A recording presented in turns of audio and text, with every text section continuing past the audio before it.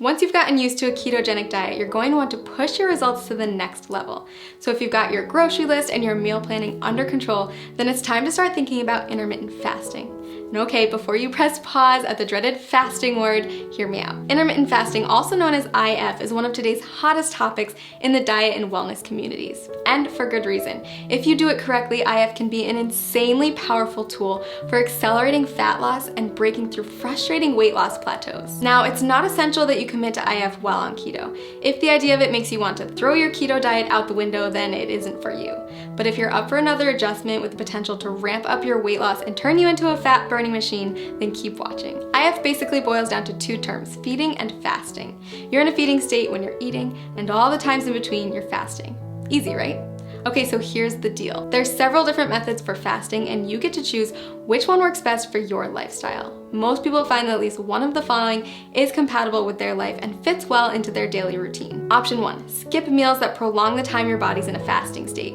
Most people choose to skip breakfast or lunch. Option 2, rely on the eating windows method. This approach involves eating between a 4 and 7 hour window every day and fasting for the rest of it. Option 3, not for the faint of heart. Your third choice is to commit to a 24 to 48 hour cleanse. It's more of an extended fast, and I don't recommend it if you're just getting started with IF. So how do you know which option is best? If you're just getting started with fasting, option 2 is probably the way to go. We found that restricting yourself to specific eating windows tends to work well for new fasters. For example, tons of people have tremendous success only eating between 5 and 11 p.m. And don't forget that the time you spend asleep will account for a chunk of that time. Let's take a closer look at how it works. Say you finish eating at 6 p.m. and start eating again at noon the next day. That means you fasted for 18 hours and eaten for 6. In other words, you've achieved an 18-6 window. If you finish eating as early as 5 p.m. and don't eat again until noon the next day, then you've fasted for 19 hours and eaten for 5, or you've achieved a 19-5 window. You don't have to adhere to IF every day. You can try it out once a week at first, listen to your body, and then add in more IF days over time. So why does IF work anyway? The first and simplest reason is that our bodies can only take in so much food at a time.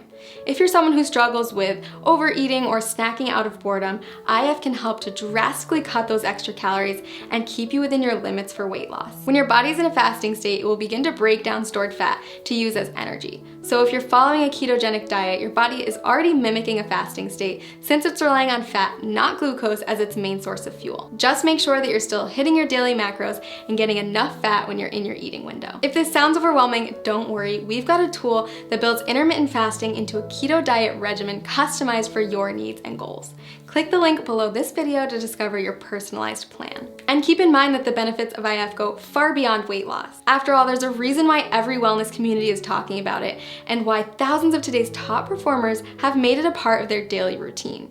People who practice fasting on a regular basis reap tremendous health benefits in many areas, not just by turning their bodies into maximum fat-burning machines. Nobel Prize winner Yoshinari Asumi discovered that fasting can trigger autophagy, which is essentially a deep cleaning process for your cells. Autophagy helps to stop the aging process, reverse disease, and prevent cancer. It's basically the body's way of cleaning out cells by recycling non-essential components like damaged proteins and getting rid of invading microorganisms and toxic compounds. Like most complex mechanisms, your body needs a break from feeding, so it can focus on performing these other functions instead. Not only does fasting trigger autophagy, it also increases the number of ketones in your bloodstream more than a keto diet alone will do.